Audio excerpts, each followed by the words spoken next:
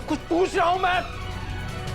कसम खा मारे और बता, खारे और छोटे हुकुम के बीच क्या चल रहा है? बता। झूठी कसम कैसे खाऊं बाबू साहब? भाभी साहब, आपने यो देखा? दिव्या, ऐसी हालत में तुम्हें टेंशन नहीं लेना चाहिए। तुम जाओ और अपने कमरे में आराम करो।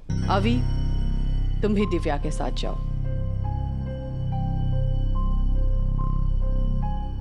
सारिका, तुम भी जाकर अपने कमरे में आराम करो।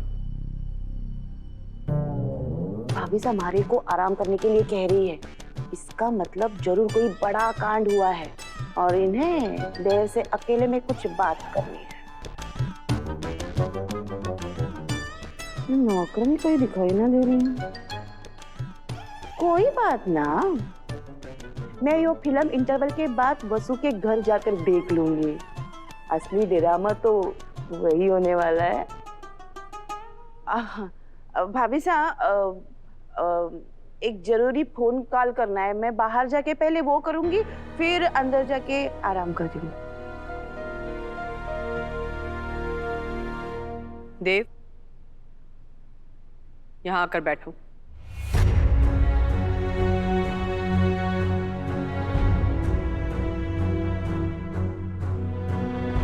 आज जो कुछ भी हुआ उसके बारे में ज्यादा सोचने की जरूरत नहीं है।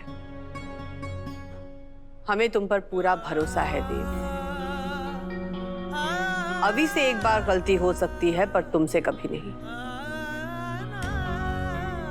लेकिन वो रिपोर्टर गलत नहीं था। वो सही कह रहा था कि तुम एक पब्लिक फिगर हो, तो तुम्हें अपनी निजी जिंदगी में भी सतर्क रहना चाहिए।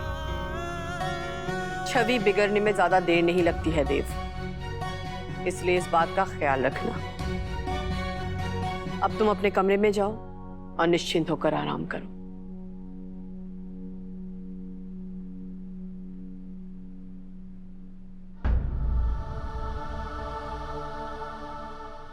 मंदिर जाना था तो अकेले जाती, छोटे हुकुम के साथ क्यों गई?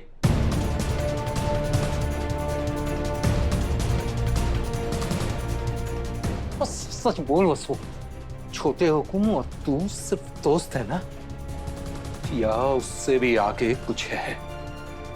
चांद तारों को साक्षी मानकर मैं तुमसे अपने दिल की बात कहना चाहता हूँ। आई लव यू वसुधा सोलंकी।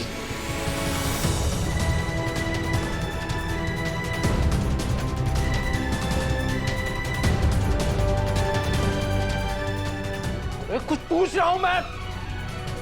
कसम खा मारे और बता, खारे और छोटे हुकुम के बीच क्या चल रहा है?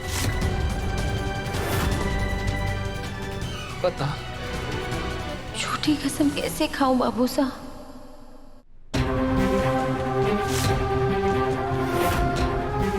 जब आपको हमारे पर भरोसा ही नहीं है तो कसम खा के क्या होवेगा बाबू साहब?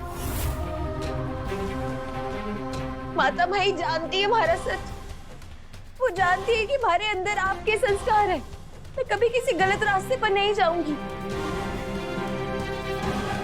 और बात बात पर ऐसे कसम भी नहीं खाऊंगी। अगर आपको हमारे पर भरोसा नहीं है बाबू साहब तो मार डालिए हमारे को। मारिए, मारिए। तू तुम्हारे जिगर का टुकड़ा है। खारे को मार कर मैं खुद कैसे जी पाऊंगा?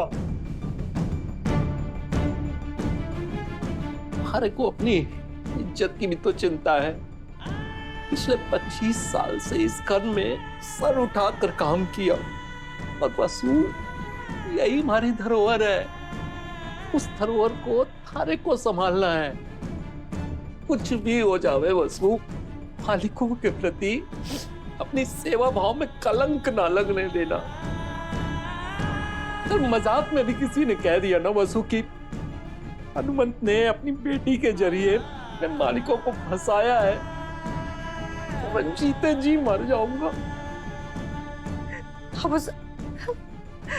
ऐसा कभी ना होगा।